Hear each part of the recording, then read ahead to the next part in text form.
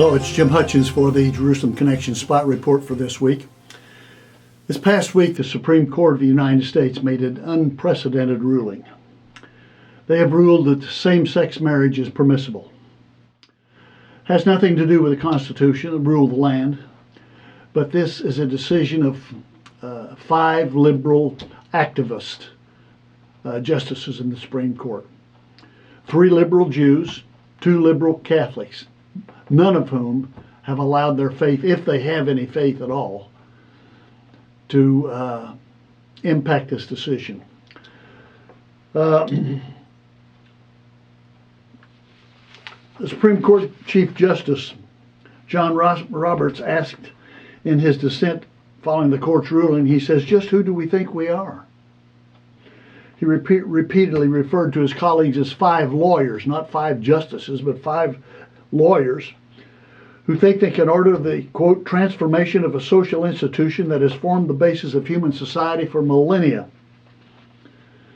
This lawless activist opinions of these 5 lawyers is merely their personal will and not a legal judgment based on proper jurisprudence. It has absolutely nothing to do with the Constitution, which they have sworn to uphold.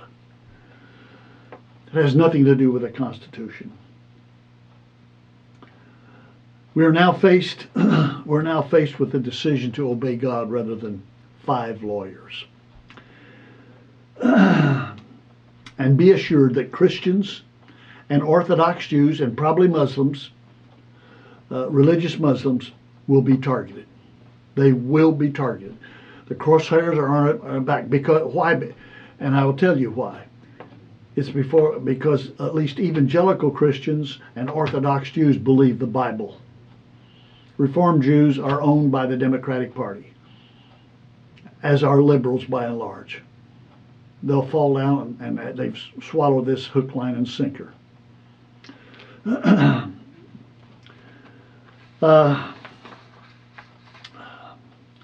now facing a fundamental conflict between the laws of Caesar and the laws of God. And thanks to the recent rulings by the Supreme Court that subvert our freedom of conscience and our freedom of religion.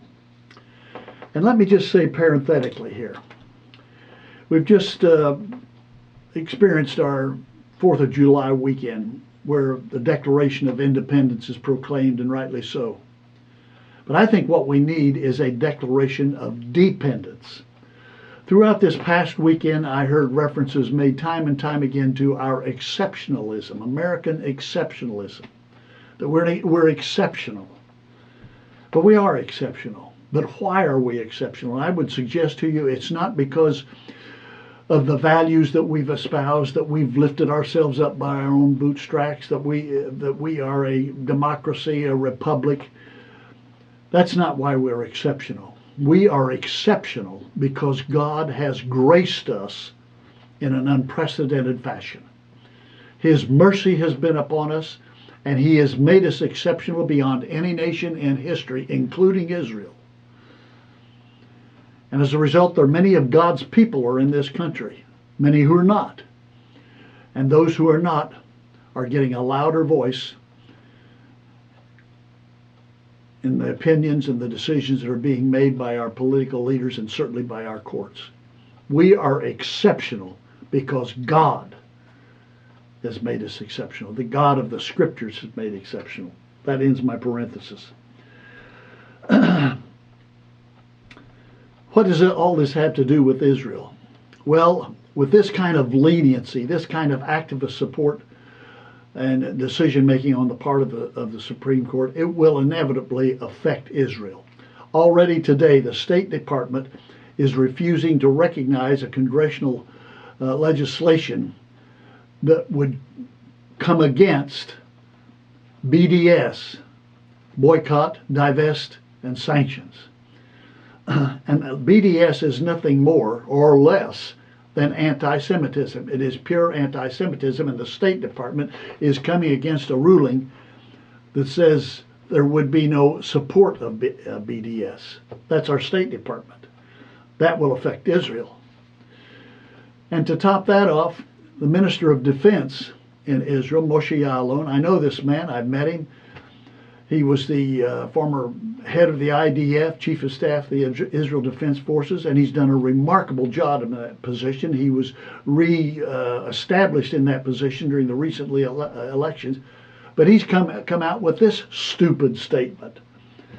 He's basically said that he hopes that Israel will follow the ruling of the U.S. Supreme Court in the support of gay marriage.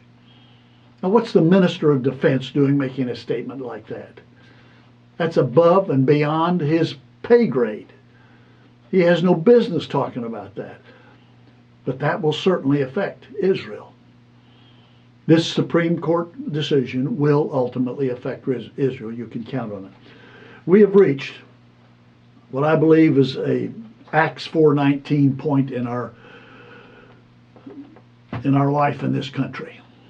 Acts 4:19 gives a decision that Peter and John made before the Sanhedrin after they were told under no uncertain terms were they to preach and proclaim the name of Jesus. This is what Peter said, Acts 4:19. Judge for yourself whether it is right in God's sight to obey you rather than to obey God. That's a decision we've got to make. Is it right for us, for evangelicals, for those who believe the Bible, who believe that God is supreme, the ultimate ruler, who's established his throne in heaven, whose kingdom rules over all? Is it right that we should believe the decision and act on the decision of the Supreme Court, or we should believe God and act on his declaration? I pray that God will give us grace to act on his will and his word. Until next week, Od Ki Yavo Shiloh, or until Messiah comes, Yivareka Yahweh. Yahweh bless you.